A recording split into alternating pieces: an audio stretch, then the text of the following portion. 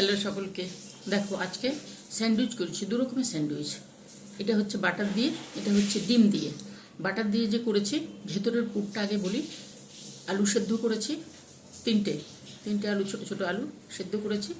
আলুগুলোকে তেলের মধ্যে দিয়ে, রিফাইন তেলে দিয়ে পেঁয়াজ দিয়েছি, আলু দিয়েছি, টমেটো দিয়েছি, আর তোমার একটু হিং দিয়েছি, কারি পাতা দিয়েছি, কাঁচা লঙ্কা কুচিয়ে দিয়েছি।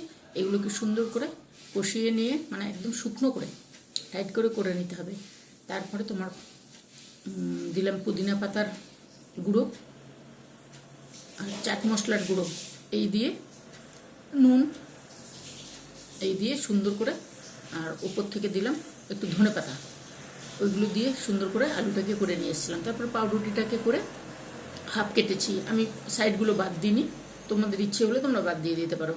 ওইটা করে ভেতরে দিয়েছি পিৎজা সস, তার উপরে ওই আলুর যে পুরটা আছে ওইটা দিয়ে সুন্দর করে করে এটা বাটার দিয়ে করে নিয়ে এসেছি।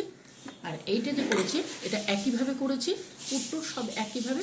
এই যে ওপরের এটা আছে ডিম দিয়ে, যেটা সেটা হচ্ছে ডিম, 3 চামচ বেসন, 1 চামচ চালের গুঁড়ো, আর 2টো ডিম, ধনে পাতা, এই দিয়ে সুন্দর করে ডুবিয়ে এটা তেলে ভাজা। এটা বাটারে, এটা তেলে। আর ভেতরে রায়তা আছে, রায়তা যেমন হয় দই, শসা, পেঁয়াজ, টমেটো, আর গোলমরিচের গুঁড়ো, চাট মশলা, নুন, আর ওপর থেকে ধনে পাতা। সুন্দর টিফিনটা সুন্দর হবে, তোমরা করে অবশ্যই খেও, ভালো লাগে। এটাও একরকম সুন্দর লাগে, এটাও একরকম সুন্দর লাগে।